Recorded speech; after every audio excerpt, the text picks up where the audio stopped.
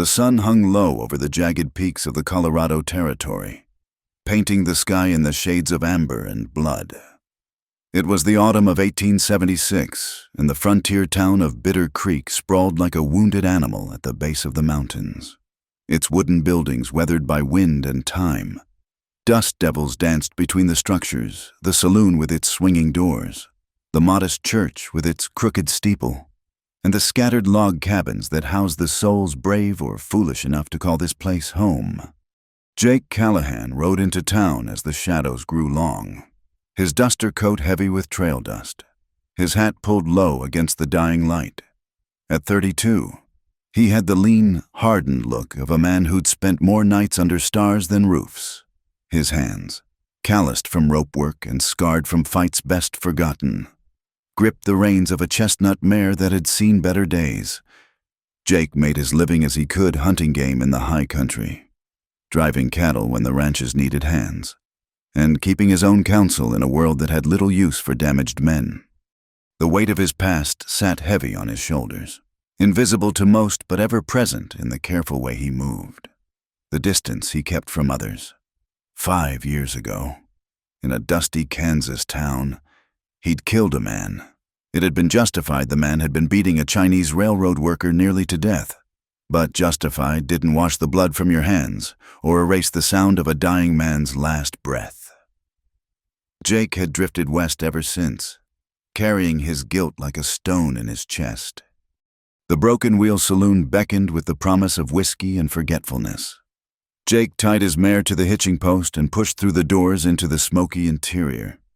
The place was typical of its kind, rough-hewn tables scarred by knife marks, a bar made from a single massive pine plank, and a clientele that looked like they'd crawled out from under the very rocks that surrounded the town. He ordered whiskey, kept his head down, and minded his own business, but loneliness has a way of making fools of men. At the far end of the bar, a saloon girl with tired eyes and faded rouge caught his attention. She wasn't young anymore, probably past 30, but there was something in the way she moved, a weariness that matched his own. When she passed close, collecting empty glasses, Jake found himself speaking. "Ma'am," he said, tipping his hat slightly, "might I buy you a drink?" She paused, assessing him with eyes that had seen too much. For a moment, something flickered their interest, perhaps, or just surprise that someone had addressed her as ma'am rather than girl or worse. "I don't drink while I'm working. Cowboy," she said, but her tone was not unkind. "Then, perhaps," Jake hesitated, the words feeling foreign on his tongue. "Perhaps just your company for a moment." The saloon had grown quiet. Eyes turned their way, the eyes of men who considered the saloon girls their property, even if they'd never paid for more than a dance. Big Tom Morrison, a brute who ran the local freight company, stood up from his poker game. "The ladies got work to do," Morrison growled, "and we don't need no drifter disturbing our women." Jake's jaw tightened. "I meant no disrespect." "Didn't you now?" Morrison moved closer, his bulk throwing shadows in the lamplight. "Maybe you'd like to show your respect with a kiss, then?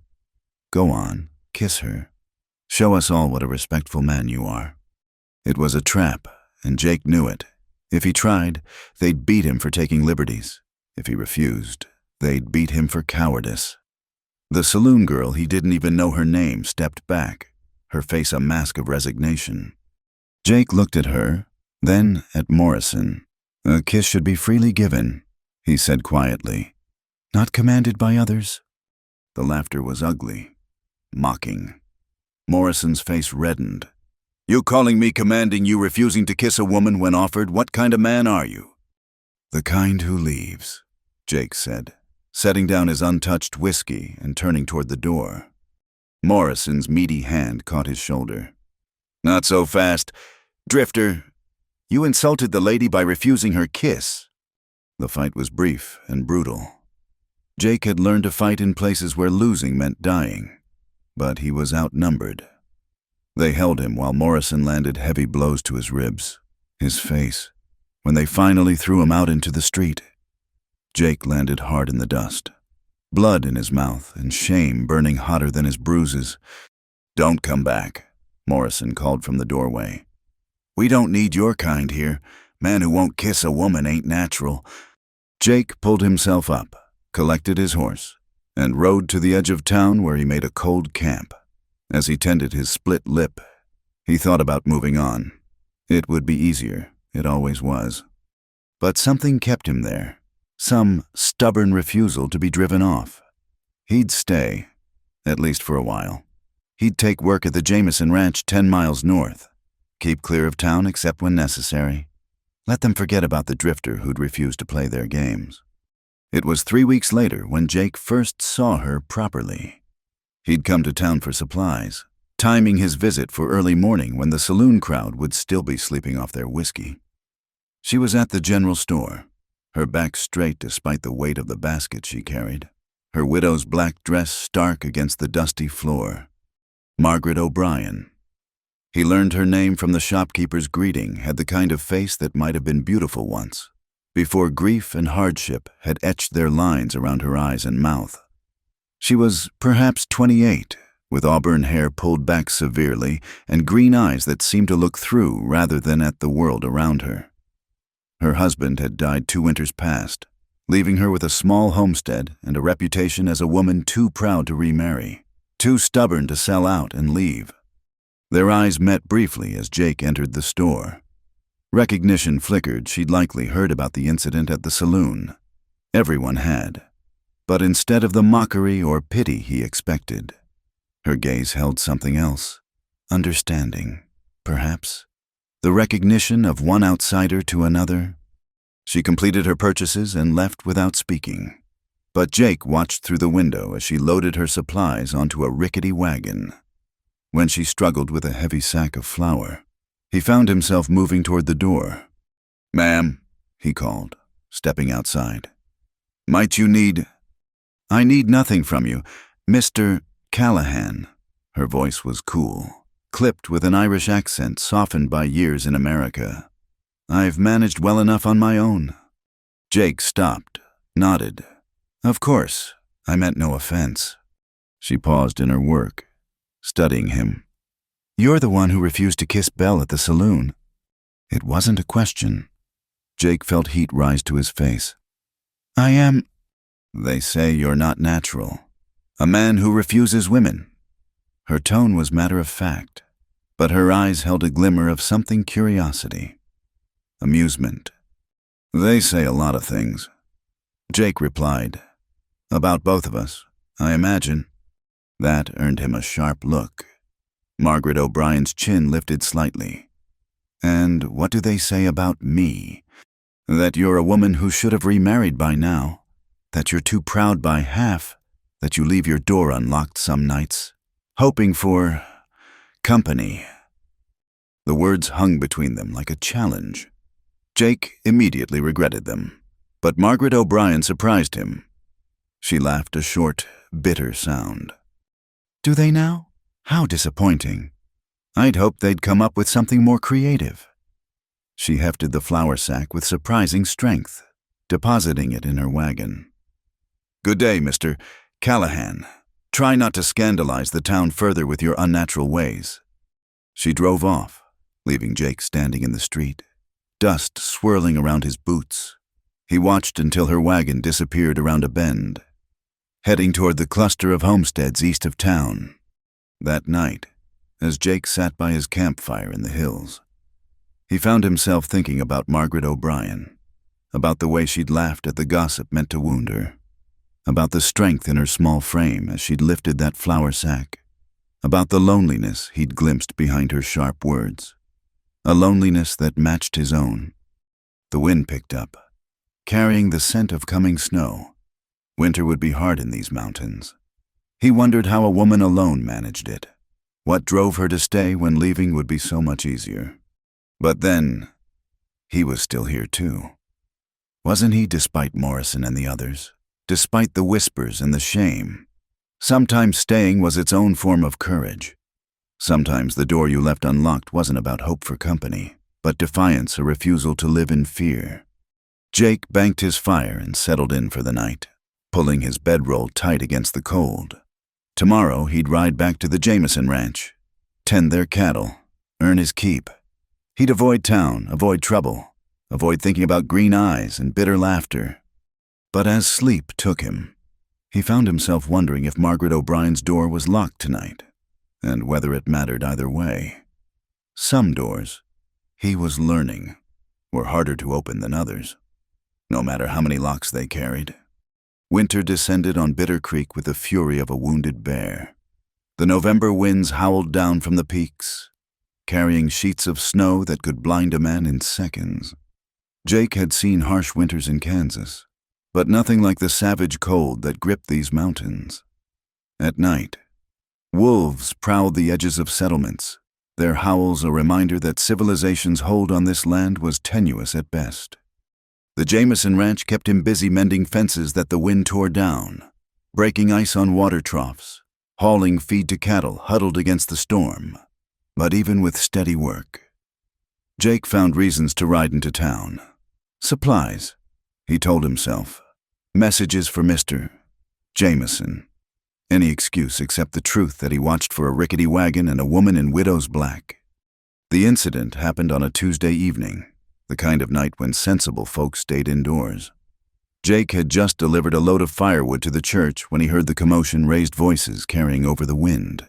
The crash of something breaking. It came from the east end of town, where the smaller cabins huddled together like sheep seeking warmth. He almost turned away. Not his business. He'd learned the hard way what happened when you intervened in other people's troubles. But then he heard a woman's voice, sharp with fear rather than anger, and his feet were moving before his mind could stop them. Margaret O'Brien's cabin sat apart from the others, a modest structure of logs and mud chinking. The door hung open, lamplight spilling into the darkness. Jake could see shadows moving inside, heard a man's slurred voice. Just being neighborly, Maggie, widow woman, shouldn't be alone on a night like this. Get out, Mr. Hutchins, you're drunk. Margaret's voice was steady, but Jake heard the tremor beneath it. Now that's no way to treat a friend. Your door was open, practically an invitation. Jake stepped onto the porch, his boots announcing his presence. Inside, he saw Margaret backed against her kitchen table, a heavy-set man swaying between her and the door. Roy Hutchins. Jake recognized him, a miner who spent more time in the saloon than in the claims. Evening, Jake said quietly. Mrs. O'Brien, you asked me to check on that loose shutter. Sorry I'm late. Hutchins turned, squinting. This ain't your business. Drifter. No, Jake agreed. But I gave my word about that shutter. Man's only as good as his word. Margaret caught on quickly. Yes, Mr. Callahan, the wind's been something fierce. Mr. Hutchins was just leaving. Was I? Hutchins swayed, his hand moving to his belt, not quite reaching for a weapon, but the threat was clear. Jake stepped fully into the room, keeping his hands visible but ready. Temperature's dropping fast. Man could freeze out there if he's not careful. Best head home while you can still find your way. The moment stretched taut. Hutchins looked between them, his drink-addled mind working through the situation. Finally, he spat on the floor, a deliberate insult, and shouldered past Jake. This ain't over, he muttered, stumbling into the night. Jake waited until the man's footsteps faded before turning to Margaret. She stood rigid, her knuckles white where she gripped the table edge. Are you hurt? No. The word came out clipped. Then, softer. No, I'm not hurt. Thank you. I'll fix that door latch before I go. It wasn't broken. She met his eyes. I left it unlocked. I always do. Jake frowned. That's not safe, especially living alone. I know what everyone thinks, she interrupted. That I leave it unlocked hoping for company, for a man to replace my husband. Her laugh was bitter. The truth is simpler and perhaps more foolish. I leave it unlocked because I refuse to live in fear, because making this place a fortress would mean they've won all of them. with their whispers and their judgment. Jake studied her face in the lamplight. And if Hutchins comes back, then I'll deal with him. I have a rifle. Can you use it? Well enough. She moved to the stove, her movements sharp with suppressed emotion. Would you like coffee? It's the least I can offer. Jake should have left. Staying would only fuel gossip, but the wind was howling outside, and the warmth of the small cabin was more than physical. Coffee would be welcome. She poured 2 cups from a pot that had been simmering on the stove. They sat at opposite ends of her small table, the space between them filled with unspoken questions. They'll talk, Margaret said finally, about you being here. They talk anyway. True enough. She wrapped her hands around her cup. May I ask you something?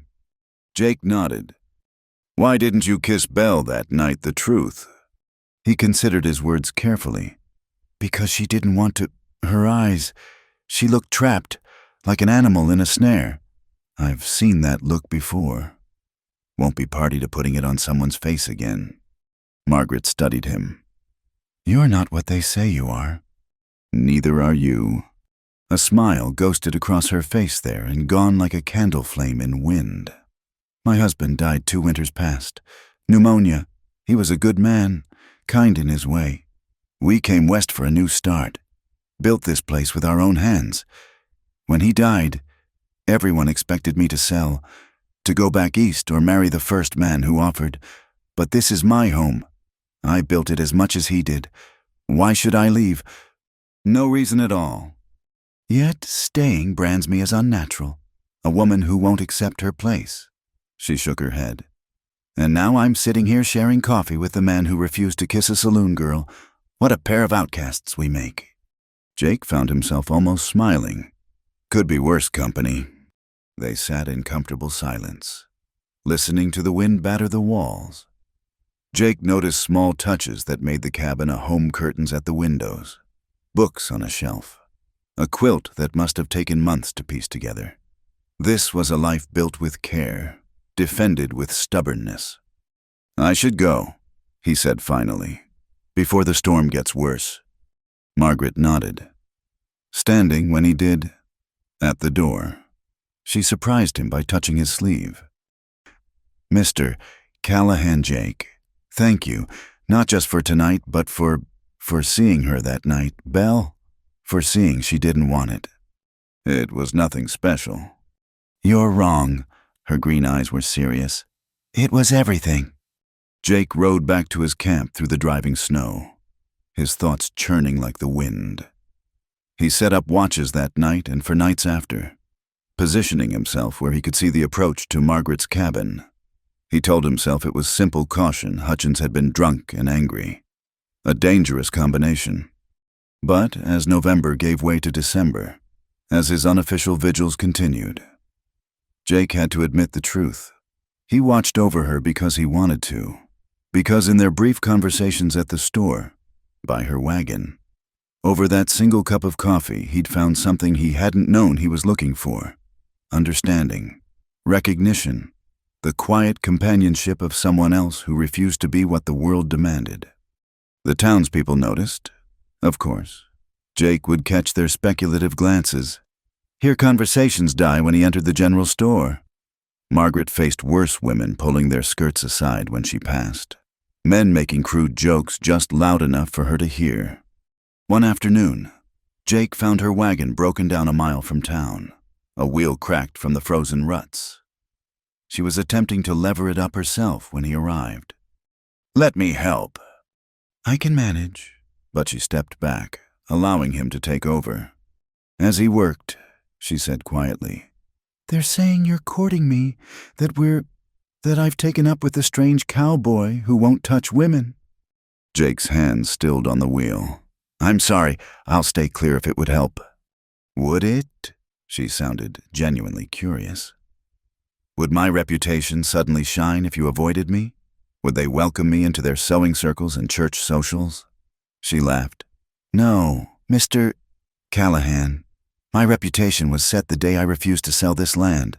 Yours was set the night you showed them that cowboys can have conscience. We're already damned in their eyes. Might as well be damned for something real. Jake finished with the wheel, tested its strength. As he helped her back onto the wagon seat, Margaret looked down at him. "I still leave my door unlocked," she said, not for the reason they think, but lately. She paused, seemed to gather courage. "Lately, I've wondered what would happen if someone walked through it. Someone specific." Before Jake could respond, she snapped the reins and drove off, leaving him standing in the road with snowflakes catching in his hair and a feeling in his chest like spring thaw after a long winter. That night, he sat by his campfire for hours, watching her cabin in the distance. The door might be unlocked, but walking through it would change everything. For both of them. The town's whispers would become shouts. The cold shoulders would become active hostility. But as the fire died to embers and the wolves howled in the distant peaks, Jake thought about loneliness, about two people building walls not to keep others out but to prove they didn't need anyone to come in, about the difference between leaving a door unlocked in defiance and leaving it unlocked in hope. He didn't walk through her door that night, or the next, but something had shifted between them. Subtle as the seasons change, winter was far from over, and the storms would get worse before they got better.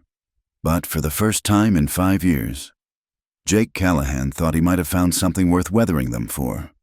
The blizzard struck on December 15th with the force of God's own fury.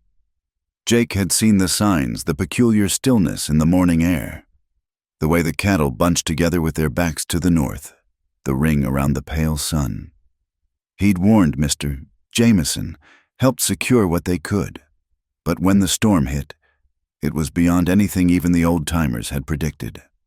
By nightfall, the world had vanished into a howling white void. At the ranch, they lost 3 horses that panicked and broke through the corral fence, disappearing into the maelstrom. Jake spent hours with the other hands, rigging rope lines between buildings so no one would get lost walking 20 feet to the barn. It was near midnight when the thought struck him like a physical blow. Margaret was alone out there. "You're mad." Tom Brennan, the ranch foreman, shouted over the wind when Jake announced his intention. "You'll die before you make it a mile." Maybe, probably. But Jake had survived 5 years carrying the weight of one death on his conscience. He wouldn't add another. He took the strongest horse in the stable, a thick-chested bay named Moses who'd weathered storms before. He packed saddlebags with what supplies he could rope, matches wrapped in oilcloth, jerky, a bottle of whiskey for warmth or medicine. Then he rode out into the white hell. The cold was like nothing he'd ever experienced. It cut through his layers of clothing as if they were paper, froze the breath in his lungs, turned his eyelashes to ice. Moses struggled through drifts that came up to his chest, guided more by instinct than any direction Jake could provide. The world had shrunk to the space between the horse's ears. Everything else was howling darkness and horizontal snow. He almost missed the cabin entirely. Only Moses's sudden stop saved him, the horse refusing to go further. Jake dismounted, feeling his way forward, and his gloved hand hit wood the fence around Margaret's small garden. He followed it, stumbling, until he found the cabin wall. The door was unlocked. As always, Jake pushed through, bringing a swirl of snow and wind with him, and shoved it closed. The sudden cessation of howling was almost painful to his ears. "Who's there?" Margaret's voice, sharp with fear. She stood by the fireplace, rifle raised. "It's Jake." His voice came out as a croak. "Jake Callahan." The rifle lowered. "Jake, my God. What are you rode through this?" He couldn't answer immediately, his whole body shaking with cold. Margaret moved quickly, helping him to a chair by the fire, pulling at his frozen outer clothes. His fingers were too numb to work the buttons. "Of all the foolish, reckless," she broke off, working on his boots. "Your feet. Can you feel your feet?" Some. The warmth of the fire was agony on his frozen skin. Had to check, make sure you were, I was fine. I am fine, which is more than you can say. But her hands were gentle as she rubbed feeling back into his fingers. And was that moisture in her eyes from the smoke? She brought him coffee laced heavily with whiskey, then soup that burned his throat but spread warmth through his chest. Gradually, the shaking stopped. Moses was secured in the small lean-to attached to the cabin, out of the worst of the wind. That was remarkably stupid, Margaret said when he could finally speak normally. Yes, I've weathered storms alone before. I know. Then why? Jake stared into the fire, searching for words. Because I've left too many people behind. Because I couldn't sit warm and safe, not knowing. Because... He met her eyes. Because you matter. The silence stretched between them, filled with the crackle of fire and the muffled howl of wind outside. Margaret rose, walked to the window where snow had piled halfway up the glass. We're trapped here, she said quietly. This storm could last days. I'll sleep by the fire. You'll hardly know I'm here. She turned to face him. That's not what concerns me, and you know it. When this storm breaks, when people learn you spent days here... She shook her head. What's left of my reputation will be gone entirely. Then I'll leave. Soon as the wind dies enough, I'll... No. The word was firm. You nearly died getting here. I won't have your death on my conscience for the sake of propriety. A bitter smile touched her lips. Besides, what's reputation to people like us? We're already outcasts. As if to emphasize her point, the wind struck the cabin with renewed fury, rattling the windows in their frames. The fire flickered, and Margaret moved to add more wood. They settled into an awkward domesticity as the hours passed. Jake tended the fire and checked on the horses, while Margaret prepared what meals she could from her winter stores. They spoke carefully at first, circling around the strangeness of their situation. But as the storm raged on and the world shrank to the confines of the small cabin, the walls between them began to crumble like ice in spring. Tell me about Kansas, Margaret said on the second night, as they sat at the table over a dinner of beans and salt pork. Jake's hand stilled on his coffee cup. Not much to tell. You killed a man there. You mentioned it once. He looked up, surprised. I did. When you were warning me about leaving my door unlocked, you said you'd seen that trapped look before. Wouldn't be party to it again. She leaned forward slightly. What happened? Jake. The old pain stirred in his chest. There was a railroad camp outside Dodge City. Chinese workers, mostly. Good people who kept to themselves. Worked harder than any men I've seen. But some folks... He shook his head. Some folks need someone to look down on. Margaret waited, patient as the mountains. There was this worker. Couldn't have been more than 16. Young Chen, they called him. 3 drunk cowboys decided he'd looked at a white woman wrong. They had him down in the dirt, kicking him, laughing. Jake's hands clenched. I told them to stop. They didn't. One of them, the leader, pulled a knife. Said they were going to teach the boy about respect. So you stopped them? I shot him. The words came out flat. Didn't mean to kill him. Meant to wound, make him drop the knife. But he turned just as I fired. Jake could still see it. The surprise on the man's face, the spreading red on his shirt. He had brothers, friends. I left that night and never went back. You saved a boy's life. I took a man's life. Doesn't matter why. Blood is blood. Margaret reached across the table, her fingers brushing his clenched fist. It matters to young Chen. It matters to his family. It matters to me. Their eyes met and held. Jake turned his hand palm up, letting her fingers rest in his. Neither spoke, but something passed between them in that moment, an understanding deeper than words. On the third day, the storm began to weaken. They could see beyond the windows now, revealing a world transformed. Drifts reached the roof in places, turning familiar landmarks into an alien landscape of white curves and shadows. It's beautiful, Margaret said, standing at the window. Beautiful and terrible. Jake joined her, standing close enough to feel her warmth. Like most things out here, she leaned slightly, her shoulder touching his. Do you ever think about leaving, going somewhere easier? Every day, but easy isn't always right. Sometimes the hard places are where we're meant to be. Philosophy from a cowboy. Long winter nights give a man time to think. She smiled, a real smile this time, not the bitter thing she usually allowed herself. What else do you think about on those long nights? Jake hesitated, then decided on truth. I think about you. Margaret's breath caught. She turned to face him fully. And they were close now. Close enough that he could see the gold flecks in her green eyes, count the freckles across her nose. Jake! I know all the reasons why not, he said quickly. I know what this would mean, what it would cost you, but Margaret, She silenced him by rising on her toes and pressing her lips to his. The kiss was gentle, tentative, nothing like what the men at the saloon had tried to force. It was freely given, freely received, and all the sweeter for it. When they parted, Margaret's cheeks were flushed. I've been thinking too, she admitted, about doors left unlocked, about why I was really hoping someone would walk through, not just anyone, you. They came together again, the kiss deeper this time. Jake's arms went around her, pulling her close, and for a moment the storm outside ceased to exist.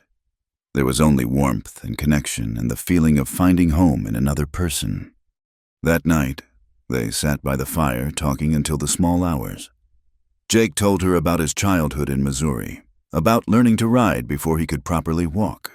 Margaret shared stories of Ireland, of the green hills she still dreamed about, of the hope that had brought her to America. My father said this country would make us rich, she said, watching the flames. Instead, it made us strong.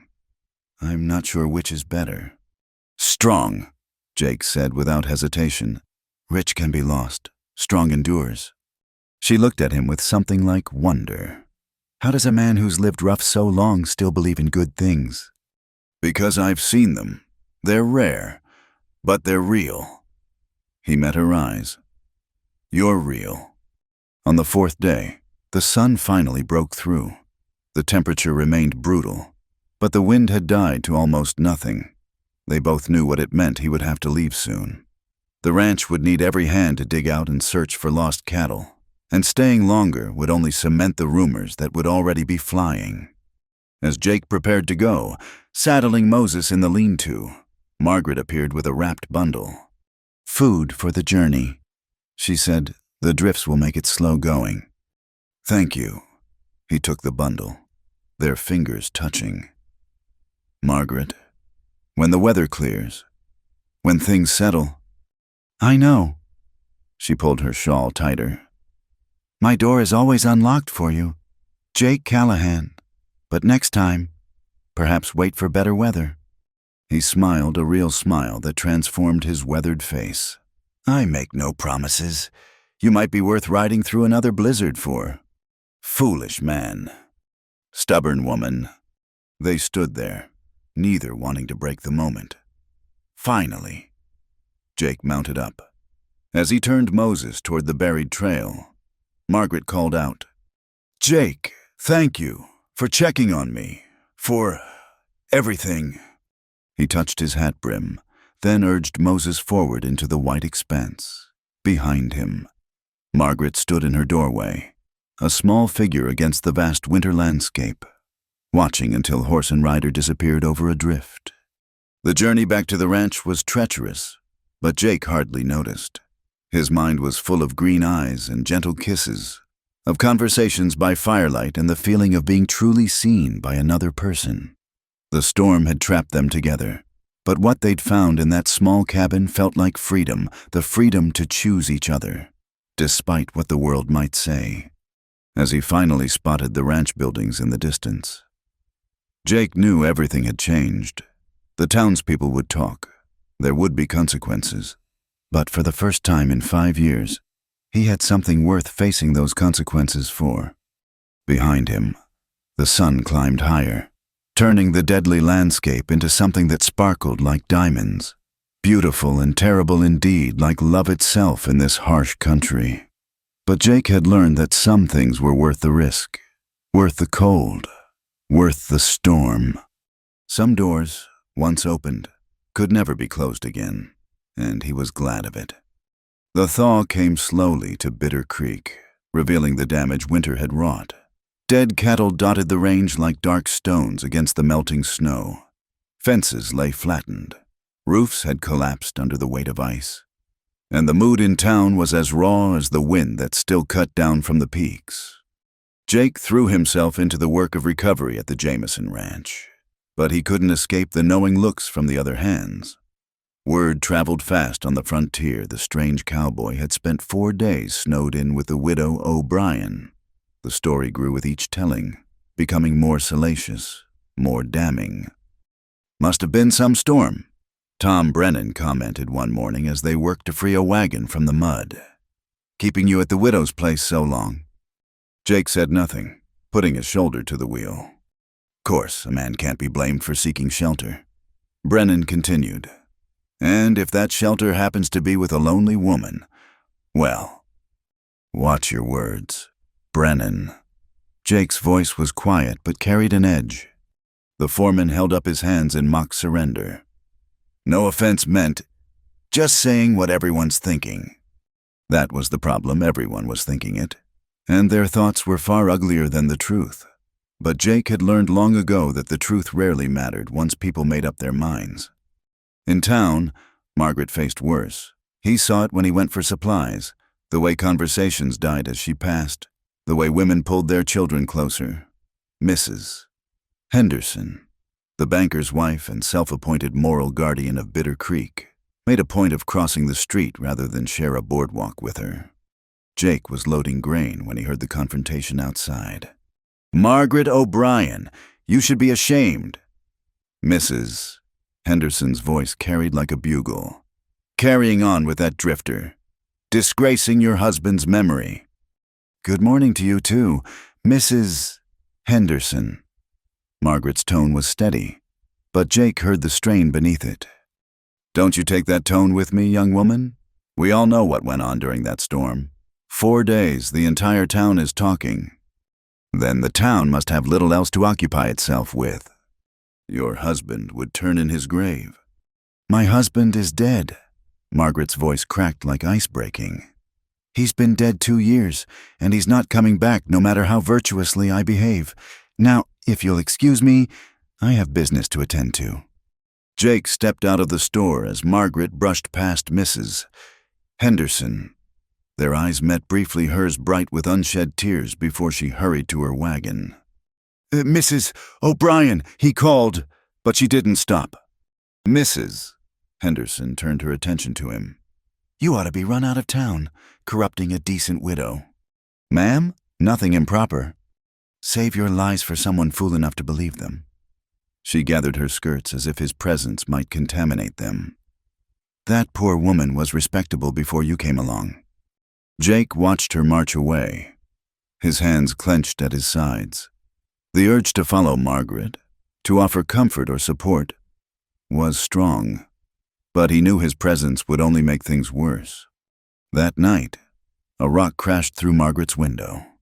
Jake heard about it the next morning from Sam Wheeler at the general store.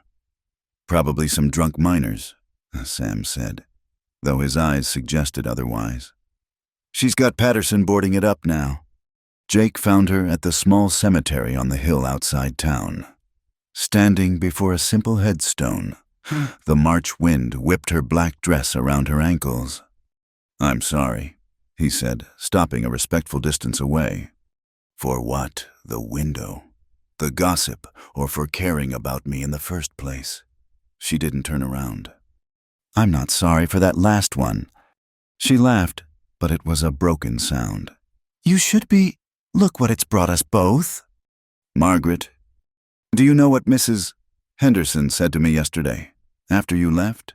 She finally faced him, and her eyes were red-rimmed. "She said I was no better than Belle at the saloon now, that at least Belle was honest about what she was."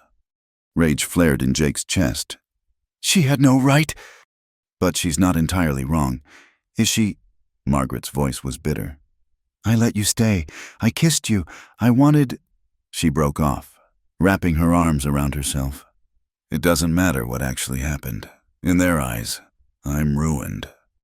Then leave with me. The words escaped before Jake could stop them. We could go north, to Montana. Start fresh where nobody knows us. Margaret stared at him. Leave. This is my home. My husband is buried here. Everything I've built is being destroyed by people who hate that you won't bend to their will. So I should run, let them win. Fire flashed in her eyes. Would you run, Jake Callahan, if they came for you? Would you tuck tail and flee? He thought of Kansas, of leaving in the night with blood on his hands. I have run. It doesn't solve anything. You're right. They stood in silence, the wind between them carrying the scent of coming rain. I won't be driven out, Margaret said finally. Not by gossip, not by rocks through windows, not by anything. This is my land, my life. I'll defend it. Then let me help defend it. She shook her head. Your presence only makes it worse. You know that. It was true, but it still cut deep. Jake looked out over the valley, at the town that seemed so small from this height. What are you saying? I'm saying that perhaps we should keep our distance. For a while. Let the talk die down. Will it die down? Margaret's smile was sad. Probably not, but I have to try. I can't live under siege forever. Jake wanted to argue, to pull her close and damn the consequences. But he saw the exhaustion in her face, the weight of constantly fighting not just for survival, but for the right to exist on her own terms. If that's what you want. It's not about what I want. She turned back to the headstone. Please go, Jake, please. He left her there with her grief and her ghosts. Rode back to the ranch with a heaviness in his chest that had nothing to do with altitude. That evening, word came that someone had poisoned Margaret's milk cow. By the end of the week, her chicken coop had been ransacked, though whether by animals or humans was unclear. Jake kept his distance as she'd asked, but he watched. He saw her in town, head high despite the whispers, conducting her business with quiet dignity. He noticed the new lines around her eyes, the way her shoulders seemed to carry invisible weight. The breaking point came in early April. Jake was in town picking up mail for the ranch when he heard the commotion. A crowd had gathered outside the church, the monthly town meeting where matters of community concern were addressed. It's about the widow, someone said. Henderson's calling for action. Jake pushed through to where he could hear. Inside, Mrs. Henderson stood at the podium, her voice carrying clearly through the open windows. Moral decay of our community. We've tolerated too much for too long. Mrs. O'Brien's behavior has become a scandal that reflects on all of us. I propose we take steps to encourage her to seek more appropriate living arrangements elsewhere. You mean run her out? A man's voice called out old Patterson, the carpenter. I mean, protect the virtue of our town. Mrs. Henderson replied smoothly. She's clearly unable to conduct herself properly without a man's guidance. Perhaps she'd be happier in a larger city where such loose behavior is more accepted. Jake saw Margaret sitting in the back row, her spine straight as a rifle barrel. She said nothing, but her knuckles were white where she gripped her shawl. What exactly has she done? Patterson persisted. Besides refuse to remarry to suit your notions? You all know perfectly well what she's done. Taking up with that drifter, that unnatural man who refuses decent women, 4 days locked up together during the storm. Surviving. Margaret stood suddenly, her voice cutting through the murmurs. 4 days surviving, Mrs. Henderson, Mr. Callahan risked his life to check on me during the worst blizzard in memory. Should I have turned him out to freeze? A proper woman would have maintained appropriate boundaries. A proper woman, Margaret laughed, and it was not a pleasant sound. Tell me, Mrs. Henderson, What's proper about poisoning livestock, about throwing rocks through windows, about trying to starve out a neighbor because she won't conform to your narrow view of the world? The crowd stirred uneasily. Not everyone had known about the cow. I don't know what you're implying. I'm not implying anything. I'm stating facts. You want me gone because I remind you that a woman can survive alone. That threatens you more than any imagined impropriety. How dare you?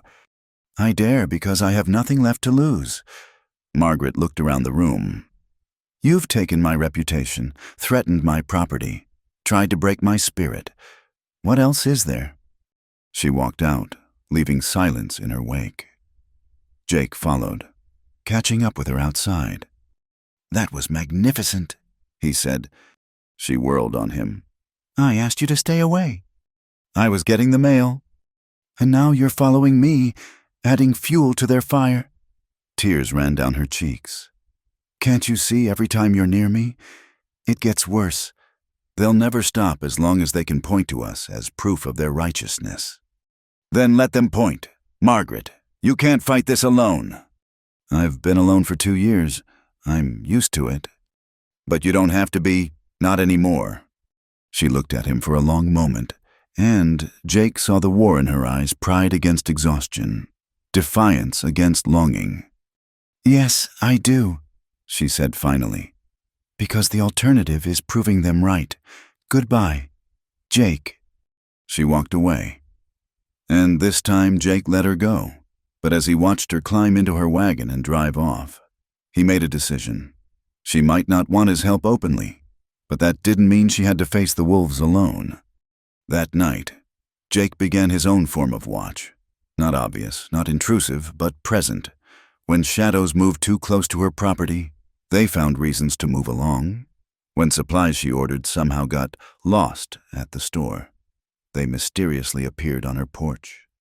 He couldn't stop all of it, couldn't prevent the social isolation, the 1,000 small cuts of a community turning its back, but he could ensure she survived it, even if she never knew.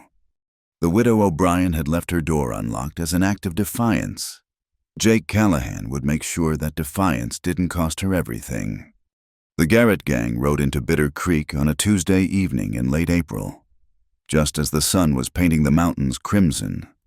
5 men, hard-faced and trail-worn, their horses lathered with the dust of fast travel. Jake saw them from his position on the ridge where he'd been checking fence lines. And something in the way they moved, predatory, purposeful, made his skin prickle with warning. By the time he reached town, they'd already made their presence known. 2 of them stood outside the bank, smoking and watching the street with the lazy attention of wolves sizing up sheep. The others had disappeared into the Broken Wheel Saloon, and Jake could hear raised voices from within, not the usual drunken revelry, but something meaner. Trouble. Sam Wheeler muttered when Jake entered the general store. Those boys rode through last year, heading north. Sheriff ran them off after they shot up Murphy's place. Where's the sheriff now? Went to Denver 3 days back. Won't be back for a week. Sam's face was grim. We're on our own. Jake bought ammunition, more than he usually carried, and noticed Sam doing the same. The old storekeeper's hands shook slightly as he counted out cartridges. Maybe they'll just move on, Sam said, more hope than conviction in his voice. But men like that didn't just move on, not when they sensed weakness, and a town without law, filled with fear and division, was weak indeed. That night, Jake kept watch from the shadows near Margaret's cabin. He'd maintained his vigilance despite her rejection, becoming a ghost protector she didn't know she had. The lamp in her window burned steady, and he could see her silhouette moving about inside, unaware that violence had come to Bitter Creek. The first real trouble came just after midnight. Gunshots cracked through the darkness, followed by women's screams and men's rough laughter. Jake moved toward the sound, keeping to cover, and found 2 of the gang members terrorizing the tent camp where Mexican families lived. They'd dragged Pablo Hernandez from his tent, had him on his knees while his wife and children cowered nearby. Please, senors, we have nothing. Lying greaser. One of the outlaws, a thin man with dead eyes, pressed his pistol to Pablo's temple. "Everyone knows you people hide gold. Where is it?" Jake acted without thought. His rifle spoke once, and the gun flew from the outlaw's hand along with two of his fingers. The man screamed, clutching his maimed hand, while his partner spun toward the darkness, firing blind. "The next one goes center mass," Jake called out, sighting down his barrel. "Let him go and ride on." "You shot me," the wounded man howled. "You shot my damn hand off." "Be grateful it wasn't your head. Now get." They backed away. The injured man cradled against his partner, cursing and promising retribution. Jake waited until they'd stumbled off toward the saloon before emerging. "Gracias, señor," Pablo whispered, helping his sobbing wife to her feet. "Get inside and bar the door," Jake told him. "This isn't over." It was just beginning. By dawn, the whole town knew what had happened. The Garrett gang had taken over the saloon, turning it into their headquarters.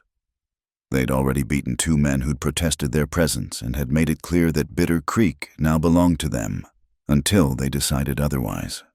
Someone shot Tommy's fingers off. Big Morrison reported to the crowd gathered outside the church. "They're mad as hell, saying they'll burn down the Mex camp if the shooter don't show himself, eh?" "Then maybe the shooter should." "Mrs. Henderson suggested, her voice prim. "We don't need more violence brought down on innocent people." "Innocent," old Patterson spat. "Those boys weren't doing nothing but trying to rob Pablo." The crowd divided, as Jake knew it would. Some called for resistance, others for appeasement. The same fractures that had torn at the town's fabric for months now threatened to break it entirely. Jake found Margaret at the general store, loading supplies with quick, efficient movements. She'd heard the news, seen the danger. "You should leave town," he said quietly.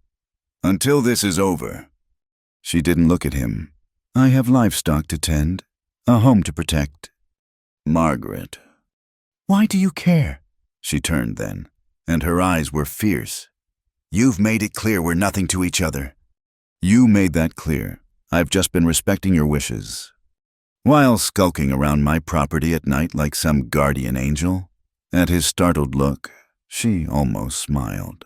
"Did you think I didn't know I've seen your boot prints? Found the supplies you leave. I'm not blind. Jake." "Then you know why I care." She looked away. "It doesn't matter. I won't run from outlaws any more than I'd run from gossip." That evening, the gang made their move. Jake was positioning himself near the saloon when he saw three of them heading up the street toward the residential section where Margaret lived. His blood went cold. He followed, rifle ready, and watched them pound on her door. "Open up, widow woman. We hear you're the unfriendly type. Tommy wants to meet the lady too good for the town." Margaret's voice came clear through the door. "Get off my property." "Now that ain't neighborly. Tommy's nursing a hurt hand. Least you could do is provide some comfort." Jake heard the distinctive click of a rifle being cocked. "I said get off my property." One of the men laughed. "She's got spine. Boys, Tommy likes that in a woman." They kicked the door. It held, but Jake could see it wouldn't take many more hits. He stepped from the shadows. "Evening, gentlemen." They spun, hands going for guns, but Jake already had his rifle leveled. "I'd think carefully about those next moves." Well, the phantom shooter. The leader, a broad man with scarred cheeks, grinned unpleasantly. "Tommy's been wanting to meet you." "He's welcome to try, but not here, not her. Protective. Ain't you this your woman?" "She's under my protection," Jake said simply. "That's all you need to know." The door opened behind them. Margaret stepped out, her own rifle steady in her hands. "I'm under my own protection, Mr. Callahan, though I appreciate the assistance." The outlaws looked between them, calculating odds, 3 against 2, but both defenders had the drop on them. "This ain't over," Scarred Cheeks said finally. "Tommy don't like being shot. There'll be a reckoning." They backed away, hands visible, but their eyes promised violence to come. When they were gone, Margaret lowered her rifle with shaking hands. "You should have stayed hidden," Jake said. "And let you face them alone. I'm not that kind of woman." "I know exactly what kind of woman you are." He met her eyes, the kind worth dying for. Before she could respond, gunfire erupted from the town center. The church bell began ringing the signal for dire emergency. Jake and Margaret ran toward the sound, finding chaos. The saloon was ablaze, flames licking at the wooden buildings on either side. Men formed bucket brigades while women gathered children and valuables. "They're burning us out," someone shouted. "The gang's torching the town." But Jake saw differently. In the smoke and confusion, he spotted 2 gang members down in the street, shot dead. Tom Brennan stood over them with a smoking shotgun, Patterson and several others beside him. "We fought back," Brennan explained, grinning fiercely despite a bloody gash on his cheek. "Decided we'd had enough, but their leader, Garrett himself, he got away, him and Tommy and one other." "Which way?" "East, toward..." Brennan's face changed. "Toward the homesteads." Jake was running before the words fully registered, Margaret close behind. They commandeered horses from the chaos, riding hard through the darkness. Other riders followed townsmen who'd finally found their courage, united by a common threat. They found Garrett and his remaining men at the Simmons place, attempting to steal fresh horses. The family huddled in their cabin, defended by the father and eldest son. Gunfire crackled in the night. "Surround them," Jake ordered, and for once no one questioned his authority. They spread out, taking positions, turning hunters into hunted. What followed was brutal and quick, cornered. The outlaws fought viciously. Tommy, one-handed but full of rage, charged Jake's position. Jake shot him twice center mass, watched him fall without satisfaction. This wasn't vengeance, it was necessity. Garrett himself tried to flee, spurring a stolen horse toward the mountains. Margaret, positioned on a small rise, led him perfectly with her rifle and fired. The outlaw tumbled from his saddle, tried to crawl, then went still. "Damn fine shot," Patterson said with genuine admiration. When dawn came, it found a changed town. The fire was out, the damage contained. 3 outlaws dead, 2 fled into the mountains, and the people of Bitter Creek, for the first time in months, united in something other than judgment and gossip. Jake found Margaret standing over Garrett's body, her face unreadable. "First time?" he asked gently. She nodded. "I thought it would feel different, worse or better, but it just feels necessary." That's what it was, necessary. She looked at him. "You saved Pablo's family. You came for me. I'll always come for you." "I know." She took a breath. "I've been a fool. Jake, pushing you away to save a reputation that was already ruined. Pride and stubbornness. Qualities I happen to admire." She smiled then, tired but real. "Stay close this time. Try to make me leave." Around them, the town began the work of rebuilding, but something else was being built to a tentative new unity, forged in fire and resistance. Mrs. Henderson herself was seen bringing water to the Mexican families who'd lost their tents to fire. It wasn't forgiveness. Not yet. The wounds were too deep, the divisions too entrenched, but it was a beginning. And as Jake and Margaret rode back together through the sunrise, he thought that beginnings, like doors left unlocked, were really about possibility. The frontier taught hard lessons, often written in blood and sorrow, but sometimes in the space between civilization and wilderness, between what was proper and what was necessary, people found truths worth fighting for, worth dying for, worth living for. The man arrived in Bitter Creek on a hot June morning, dust devils dancing in his wake. Jake saw him from the corral where he was breaking a young Mustang, a lone rider on a black horse. moving with the purposeful pace of someone who knew exactly where he was going and why. Something cold settled in Jake's stomach. He'd learned to read danger in the way men sat their horses, and this one rode like death itself. The stranger was young, maybe 25, with pale eyes and a face that might have been handsome if not for the emptiness in it. He tied his horse outside the general store and went in, spurs ringing against the floorboards like funeral bells. "Who's asking?" Jake heard Sam Wheeler's voice through the open door. "Name's William Thornton." The voice was cultured, Eastern educated. "I'm looking for a man named Jake Callahan. I heard he might be in these parts." Jake's blood turned to ice. Thornton, the man he'd killed in Kansas, had been named Thornton. He left the Mustang half-broken and slipped away, needing time to think. But in a town the size of Bitter Creek, secrets didn't keep long. By evening, everyone knew a stranger was looking for Jake Callahan, and speculation ran wild.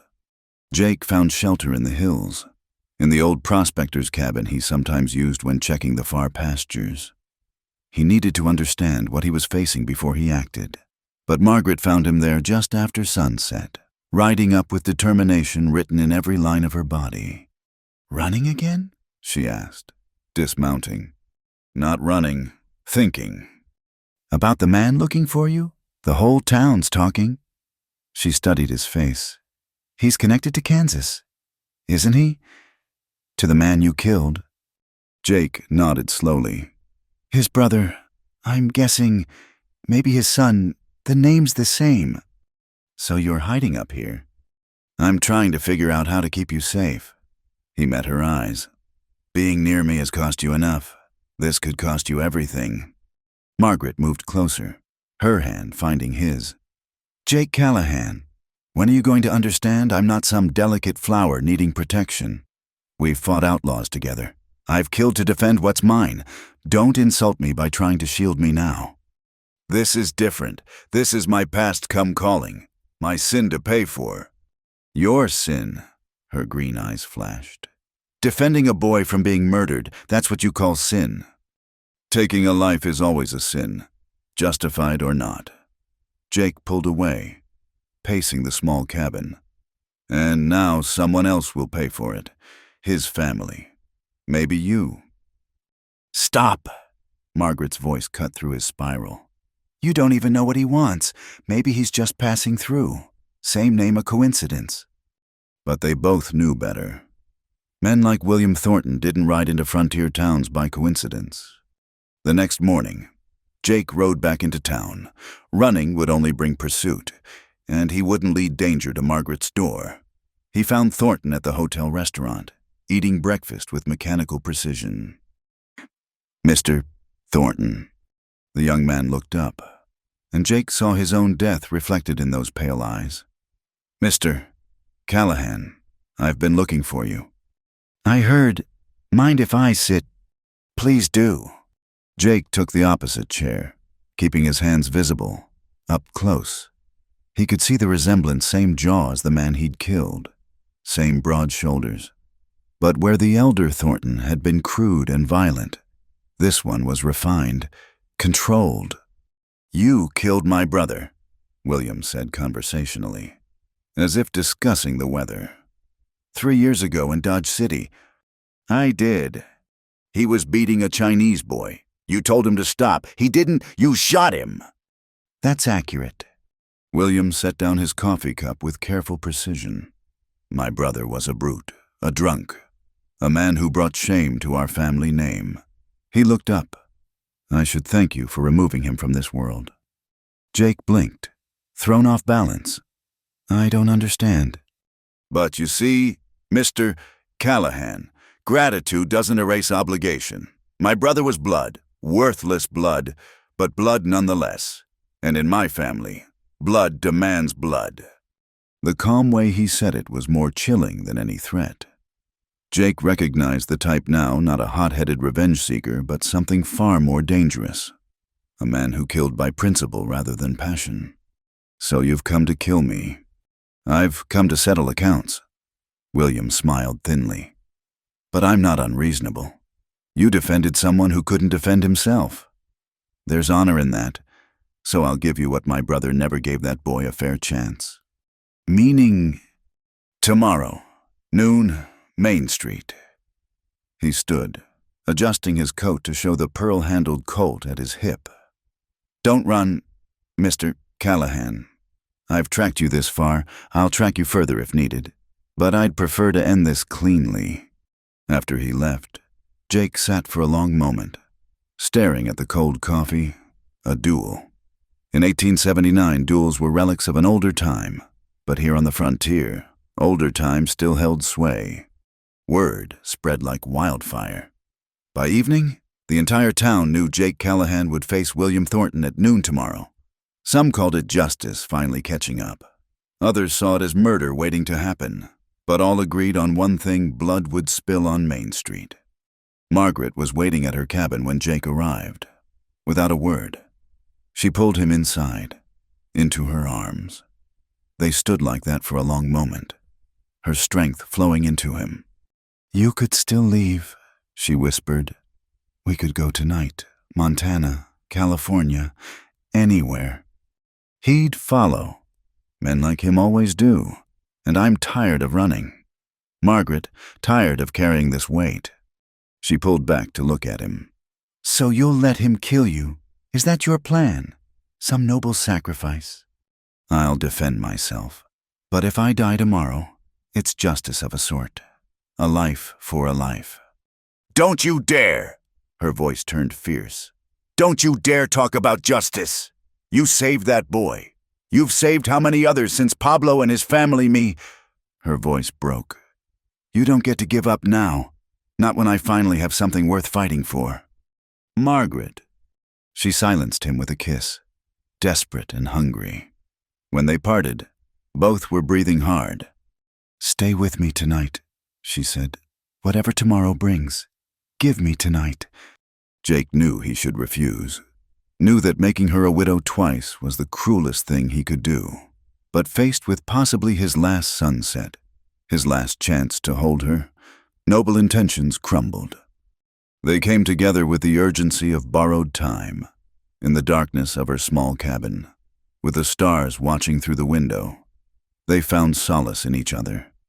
Not just physically, though passion certainly played its part, but in the deeper connection of two souls who'd found their match against all odds. "I love you," Margaret whispered against his shoulder. "I should have said it months ago." "I've loved you since you laughed at the gossips," Jake replied. "Since you refused to bend or break." "Then don't you bend or break tomorrow. Promise me." "I promise to try." Dawn came too soon, painting the mountains in shades of rose and gold. Jake rose quietly, but Margaret was already awake, watching him with eyes that held too much understanding. "I'll be there," she said. "I'd rather you weren't." "I know, but I'll be there anyway." The morning passed in a blur. Jake cleaned his weapons, made sure his affairs were in order, little as they were. He wrote a letter to young Chen's family, telling them their son had been defended, that his death hadn't been in vain. He left it with Sam Wheeler, along with instructions for his few possessions if things went badly. At 1:45, he walked down Main Street. The town had gathered not the festive atmosphere of a show, but the somber attention given to significant moments. Jake saw familiar faces Patterson, who nodded gravely. Tom Brennan from the ranch, even Mrs. Henderson. Her usual righteousness replaced by something almost like concern. Margaret stood in front of the general store, her green dress vivid against the weathered wood. Their eyes met, and she mouthed 3 words. "Come back to me." William Thornton waited in the center of the street, coat pushed back, hand relaxed at his side. He'd removed his hat, and the sun turned his pale hair almost white. "Mr. Callahan, I was concerned you might disappoint me." "I'm here." "Indeed." Thornton studied him. "You're older than I expected. My brother was 30 when you killed him. You must have been, 27? "Thereabouts." A lifetime ago? Yet here we are. He sighed. Shall we conclude this? They took positions, 20 paces apart. The street fell silent except for the wind and the distant cry of a hawk. Jake could feel sweat on his palm but didn't wipe it. Any movement now could be fatal. On 3, Thornton suggested. Jake nodded. 1. Time slowed. Jake saw everything with crystalline clarity, the dust motes dancing in the air. The way Thornton's weight shifted slightly to his right foot. Margaret's hands pressed to her mouth. 2. His hand hovered near his gun. Not touching, not telegraphing. He'd learned long ago that the fastest draw meant nothing if you couldn't hit what you aimed at. Accuracy over speed. Center mass. 3. Both men moved. Thornton was fast, incredibly fast. His gun cleared leather like lightning. But Jake had learned patience in 5 years of running, of surviving. He drew smooth and sure, taking that extra fraction of a second to aim. 2 shots cracked almost as one.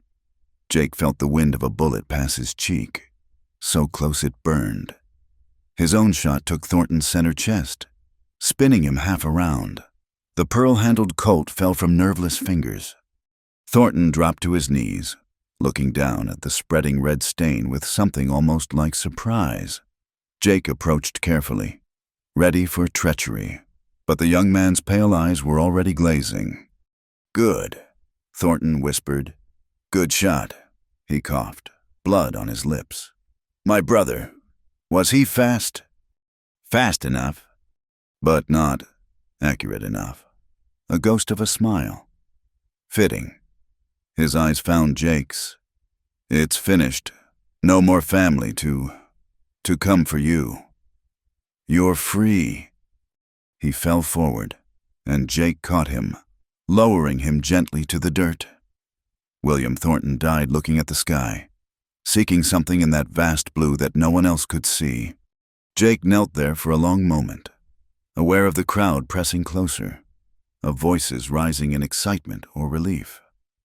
Then Margaret was there, pulling him to his feet, her arms around him. "It's over," she whispered. "It's finally over." But Jake looked down at the young man who'd traveled so far to die, who'd followed duty into death, and knew better. Nothing was ever truly over. Every action rippled outward like stones in water, touching lives in ways no one could predict. Still, as Margaret led him away from the body and the blood, as the town that had once rejected them now gathered around with something approaching acceptance, Jake allowed himself to hope, perhaps some endings, however bloody, could also be beginnings. The past had come calling and been answered. Now, perhaps, the future could finally begin. The summer heat had settled over Bitter Creek like a heavy blanket when Margaret first noticed the signs. The morning sickness came like clockwork, sending her rushing to the wash basin before dawn. The familiar fatigue that no amount of sleep could cure.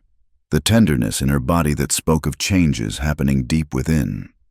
She sat on the edge of her bed one July morning, hands pressed to her still flat stomach, and faced the truth she'd been avoiding for weeks. She was carrying Jake's child. The joy that flooded through her was immediately followed by terror. Not of the child itself she'd wanted children with Patrick, had mourned when month after month passed without conception. But this was different. This was a child conceived outside the bounds of marriage, proof of what the town had whispered about for months. She found Jake at the river, watering horses in the cool of early evening. He looked up at her approach, his face lighting with the smile he reserved only for her. These past weeks since the duel, they'd grown closer, stealing moments together despite the watching eyes of the town. Margaret, what's wrong?" She dismounted, led him away from the horses to the shelter of the cottonwoods. The words stuck in her throat, heavy with consequence. "I'm with child." Jake went absolutely still. The color drained from his face, then rushed back. You're certain?" "As certain as a woman can be." She watched his face anxiously. "I know this changes everything. I know what people will say." He pulled her into his arms, crushing her against his chest. To hell with what people say. His voice was rough with emotion. A child. Our child. Jake. Marry me. He pulled back to look at her face. Right now. Today. Marry me. Margaret. Despite everything, she laughed. It's evening. The preacher. Tomorrow, then. First light. His hands cupped her face. I should have asked months ago. Should have made you my wife the moment you'd have had me. My pride, thinking I had nothing to offer. I wasn't ready, she admitted. Part of me was still Patrick's widow, but now... She placed his hand on her stomach. Now I need to be more. I want to be more. They were married 3 days later, in a ceremony that split the town down the middle. Reverend Mills performed the service, his face carefully neutral as he spoke the words that bound them. Margaret wore her best dress, a deep blue that brought out her eyes, and Jake had bought a new shirt for the occasion. The church was half empty. Mrs. Henderson and her faction pointedly stayed away, but others came. The Mexican families Jake had protected filled several pews. Old Patterson stood as Jake's witness. Even Belle from the saloon slipped in the back, giving Margaret a small nod of solidarity. But it was the presence of one unexpected guest that caused the biggest stir. Judge Samuel Brennan had ridden down from the county seat, a distinguished man in his 60s who commanded respect even from those who disagreed with him. Heard there was a wedding, he said simply when asked. Thought I'd pay my respects to the man who stood up to the Garrett gang. His presence lent an air of legitimacy that even Mrs. Henderson couldn't entirely dismiss, but Margaret knew it wouldn't be enough. Not when her pregnancy became obvious. Not in a town that fed on scandal like bread. The whispers started within days. Married in haste, she heard at the general store. We all know why, came the response. Poor thing probably doesn't even know who the father is. That last comment, from Mrs. Henderson's daughter, made Margaret see red, but Jake caught her arm before she could respond, leading her outside. It's not worth it, he said quietly. They're calling me a... She couldn't finish the word. I know, and they're fools. He touched her cheek. We know the truth. That's all that matters. But it wasn't all that mattered. Not when they lived in a community that could make their lives miserable in 1,000 small ways. The minister suggested, delicately, that Margaret might be more comfortable attending services in the evening. When fewer people were present, the ladies' auxiliary made it clear her help was no longer needed for church functions. Jake faced his own challenges. Work at the Jameson Ranch dried up not officially, but suddenly there were fewer jobs. Other hands picked first. The blacksmith developed a persistent shortage of horseshoes whenever Jake needed work done. Small cuts, individually survivable but collectively draining. It was Sam Wheeler who finally spoke the truth aloud. The old storekeeper pulled Jake aside one August afternoon, his weathered face troubled. They're trying to starve you out, he said bluntly. Henderson's been talking to folks, suggesting they'd be better off not associating with unsavory elements. Unsavory elements. His words, not mine. Sam spat tobacco juice into the dirt. Point is, it's going to get worse when the baby comes, when they can count months on their fingers. Jake's jaw tightened. We'll manage. Will you? Winter's coming. You need work, supplies, and Margaret. Sam's voice gentled. She needs proper care. Doc Martins is a good man, but even he's feeling pressure. That night, Jake found Margaret in the small room they'd set aside as a nursery. She was sewing tiny clothes by lamplight, her face serene in concentration. The sight of her, round with their child, creating a future with patient hands, nearly brought him to his knees. We need to talk, he said quietly. She looked up, saw his face, and set aside her sewing. They're trying to drive us out. Yes. And you're thinking of going... I'm thinking of what's best for you, for the baby. He sat beside her, taking her hand. "There's no shame in strategic retreat. Margaret, we could go to California, Oregon, start fresh where no one knows us. Where no one knows that I was with child before we married." Her voice was bitter. "Where I can pretend to be a proper wife instead of what they call me here. You are a proper wife, my wife. I'm a woman who made choices." She placed their joined hands on her belly. "I chose you. Knowing what it might cost, I chose to create life with you. I won't run from those choices now. Even if staying hurts the child, what kind of life will they have here? Marked as illegitimate despite our marriage." Margaret was quiet for a long moment. When she spoke, her voice was steady. "Do you remember what you told me once, that strong endures when rich can be lost?" "I remember." "Then let's teach our child to be strong, to stand up to whispers and judgment, to know their own worth regardless of what others say." She met his eyes. Unless you want to go, I won't trap you here. Jake, if you need to run, I've done with running." He pulled her close. "If you stay, I stay. We face this together." But facing it grew harder as Margaret's pregnancy advanced. By September, there was no hiding her condition. The calculating looks followed them everywhere. Women counted on their fingers, tongues clucking at the arithmetic that didn't quite add up to propriety.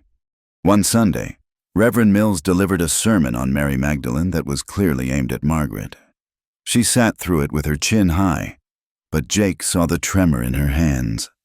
After the service, as they were leaving, young Tom Morrison, son of the man who'd humiliated Jake that first night, blocked their path. "My PA says your brat's going to be born marked," he sneered. "Marked by sin. Says everyone knows what you were doing during that storm." Jake's fist connected with the boy's jaw before he could finish. Tom went down hard, blood streaming from his nose. Jake stood over him, fists clenched, ready for more. "Jake, no." Margaret's hand on his arm was firm. "He's just a fool boy repeating fool words." "Anyone else?" Jake looked around at the gathered crowd. "Anyone else want to say something about my wife, my child?" Silence. But in that silence, Jake heard judgment louder than any words. That night, Margaret woke to cramping pains that sent terror through both of them. Jake rode hard for Doc Martens, practically dragging the man from his bed. The doctor, to his credit, came without hesitation. "Just the body adjusting," he said after examination. "But Mrs. Callahan needs rest. No stress, no upset." He gave Jake a meaningful look. "This kind of tension isn't good for her or the baby." After he left, Jake sat by Margaret's bed, holding her hand as she dozed. The lamp cast shadows on the wall, and in those shadows, he saw the future stretching out years of this treatment, their child growing up marked by the circumstances of conception. "I know what you're thinking," Margaret said without opening her eyes. "And stop it." "How do you always know?" "Because I know you." She opened her eyes, green even in the dim light. "You're thinking of sacrificing yourself somehow, leaving so the baby and I can have a fresh start, some noble gesture." "The thought crossed my mind." "Then let it keep crossing until it's gone." She struggled to sit up, and he helped her. "Jake Callahan, I have fought drought, winter, outlaws, and the judgment of this entire town. I buried one husband and thought I'd never love again. Then you came along with your wounded eyes and your ridiculous honor, and you made me believe in possibility again." Her voice fierce now. "Don't you dare take that away! Don't you dare leave us!" "I won't." He kissed her forehead, her cheeks, her lips. "I won't ever leave you." "Good, because I have plans for us, for our family." She settled back against the pillows, hand protective over her belly. "This child will be born into struggle, yes, but also into love, and that's more than many can say." October arrived with golden aspens and the promise of winter. Margaret grew larger, moved slower. but her spirit remained unbroken. Jake took what work he could find breaking horses for ranchers who cared more about skill than scandal, hunting meat to trade for supplies. They survived. And gradually, something shifted. Not in the misses. Hendersons of the world, they remained righteous in their condemnation. But others began to nod when they passed. Doc Martens made regular visits, refusing payment. Sam Wheeler extended credit without being asked. Belle left packages on their doorstep, tiny clothes her girls had sewn in secret. "See," Margaret said one evening as they watched the sunset from their porch. "Not everyone feeds on judgment. Some people remember kindness, remember courage." Jake pulled her close, feeling the baby move under his hand. In a few weeks, their child would enter a world that might not welcome them, but they would enter it loved, protected, fought for. And in the end, what more could any child ask for? The first snows of November had just begun to dust the peaks when the riders came. Jake saw them from the barn where he was mending harnesses, 5 men, moving with purpose down the main road. His hand went instinctively to his rifle before he recognized the lead rider, Big Tom Morrison, accompanied by his son and 3 others from town. Jake stepped out to meet them, rifle held loose but ready. "Morrison." "Callahan." The big man's face was grim. "We got trouble, real trouble this time." Despite their history, Jake heard genuine fear in the man's voice. "What kind of trouble?" "The Coulter brothers. They rode through yesterday, asking questions about you, about your wife." Morrison spat tobacco juice. "They say you killed their cousin down in Mexico 2 years back." Jake's blood ran cold. He'd never been to Mexico, never killed anyone named Coulter. "I've never met any Coulters." "Don't matter. They seem convinced. 3 of them. Mean as rattlesnakes and twice as dangerous." Morrison's son, still bearing the mark of Jake's fist, spoke up reluctantly. They said they're going to take it out on your woman. Said a man who kills family should lose family." The words hit Jake like a physical blow. Margaret was at home, heavy with child, barely able to move quickly, vulnerable. "Why are you telling me this?" Jake asked, already moving toward his horse. Morrison shifted uncomfortably. "We may have our differences, Callahan, but threatening women and children, that ain't right. Besides," he glanced at his companions, "town's been through enough. We don't need more blood." Jake was already saddling his horse. "How many did you say?" 3 brothers, armed heavy." Morrison hesitated. "We'll ride with you." Jake looked at him in surprise. These men had tormented him, shunned him and Margaret. Now they offered help. "Don't look so shocked," old Patterson said from the group. "Right is right, even when it's complicated." They rode hard for Jake's homestead. 6 men who'd been at odds now united by a common purpose. But even as they thundered down the trail, Jake knew they might be too late. The Coulters had a day's head start. They heard the gunshots before they saw the cabin. Jake spurred his horse harder, fear clawing at his throat. The scene that greeted them was chaos, the front door hanging broken, windows shattered. But Margaret's rifle spoke from inside, defiant. "Surround the place," Jake ordered, taking charge without thought. "Morrison, take your boys around back. Patterson, with me." The Coulter brothers had taken cover behind the well and wood pile, pouring fire into the cabin. Jake could see Margaret's rifle barrel through a window, returning fire despite her condition. Jake found position behind the barn corner and opened up, his first shot taking one brother in the shoulder. The man screamed. Spinning away from his cover, Patterson fired from the other side, pinning down the remaining 2. "Coulter," Jake shouted. "You've got the wrong man. I've never killed any of your kin." "Liar." The eldest brother's voice was raw with rage. "Juan saw you in Sonora. Described you perfect. You shot our cousin Bobby in the back." "I've never been to Sonora. Never been to Mexico at all." "Lying won't save your woman, Callahan." One of the brothers made a break for the house. Jake tracked him, fired, watched him stumble but keep going. Then Margaret's rifle spoke, and the man pitched forward into the dirt, unmoving. The remaining Coulters intensified their fire, desperation making them reckless. Morrison and his group opened up from behind, creating a crossfire. In the chaos, Jake saw his chance. He broke from cover, sprinting for the house. Bullets whined past his head, kicked up dirt at his feet. He dove through the broken door, rolling to a stop against the far wall. "Jake!" Margaret was crouched by the window, her face pale but determined. Blood spotted her dress, not from wounds, but from the strain. "The baby! I think the baby's coming." Terror and rage warred in Jake's chest. He took position at another window, adding his fire to hers. "Just hold on. We'll end this." Outside, the gunfight reached its crescendo. The wounded Coulter tried to reach his brothers, but Patterson dropped him halfway. The eldest brother, realizing he was alone, made a desperate charge toward the house, screaming curses. Jake and Margaret fired simultaneously. The man jerked, stumbled, fell to his knees in the dooryard. He tried to raise his gun one more time, hatred burning in his eyes. "For Bobby," he gasped. Jake's final shot ended it. In the sudden silence, Margaret's pained gasp was shockingly loud.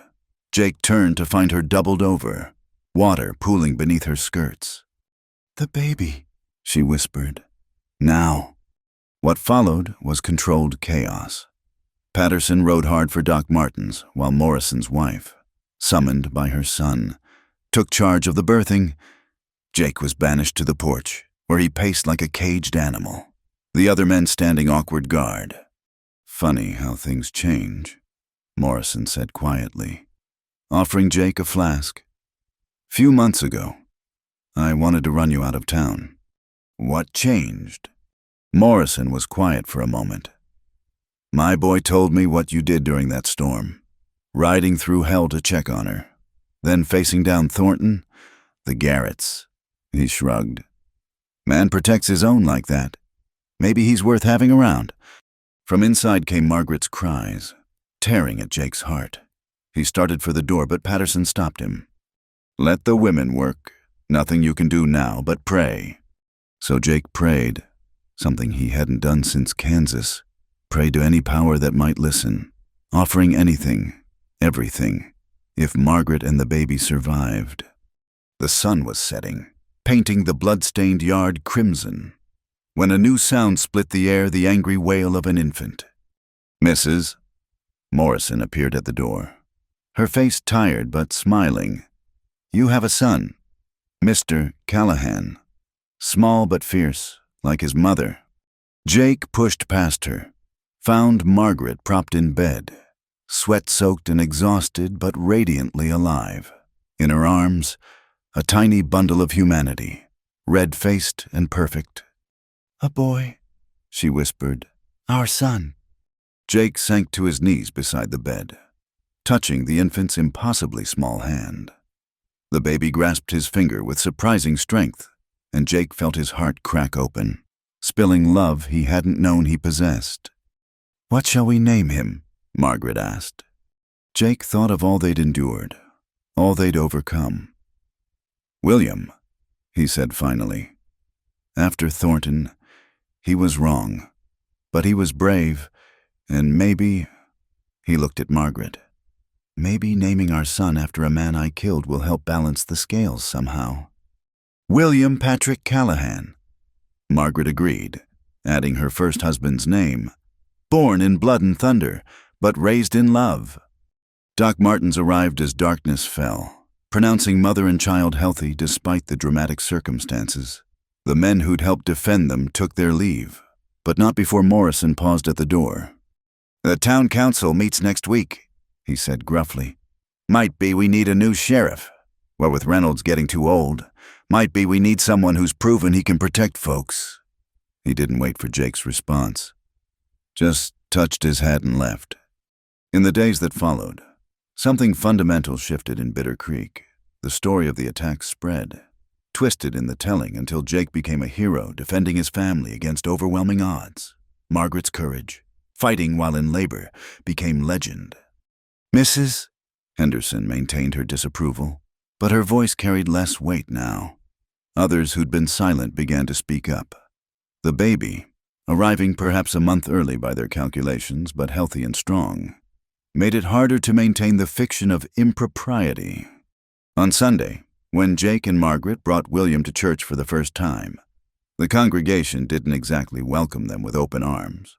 But they made room. They looked. Some even smiled at the baby's gurgling sounds during the sermon. "It's not acceptance," Margaret said later as they walked home. "Not really?" "No," Jake agreed. "But it's a beginning."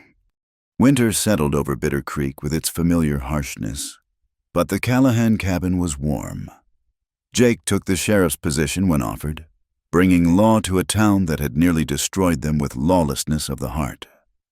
Margaret raised their son and tended their land, her door still unlocked not from defiance now, but from confidence. They'd paid for their love in blood and judgment, in storms weathered and battles fought. The price had been high scars, both visible and hidden, would never fully fade. But as Jake watched his wife nurse their son by firelight, as he saw the wedding ring catch the glow and remembered all they'd overcome to wear those rings, he knew the truth. Some things were worth any price. Love, family, the right to choose your own path, these were treasures beyond measure. The frontier had tested them with everything it had, and they'd endured. Outside, wolves howled in the distant peaks, and the wind rattled the windows. But inside was warmth and light, and the quiet breathing of a child born to parents who'd fought the world for the right to love each other. Jake pulled Margaret close, careful of the sleeping baby between them. Tomorrow would bring new challenges. There would always be those who whispered, who judged, who couldn't forgive what they saw as sin. But tonight, in this moment, they were simply a family. And that was enough, more than enough. It was everything. Thank you, dear listeners, for joining me on this journey through the untamed American frontier. I'd love to hear where in the world you're listening to this tale of love and redemption.